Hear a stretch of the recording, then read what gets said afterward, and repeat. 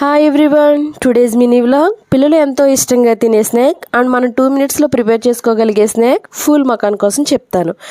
First కడాయి పెట్టుకుని 4 to 5 drops గీ వేసుకుని pool మకాన్ వేసి స్టవ్ సిమ్లో పెట్టి 2 minutes ఫ్రై చేసుకోవాలి. లాస్ట్లో స్టవ్ ఆఫ్ చేసే ముందు వెరీ లిటిల్ పింక్ సాల్ట్ వేసుకోవాలి. అంతే, పిల్లలు ఎంతో ఇష్టంగా తినే క్రిస్పీ ఫూల్ మకాన్ రెడీ.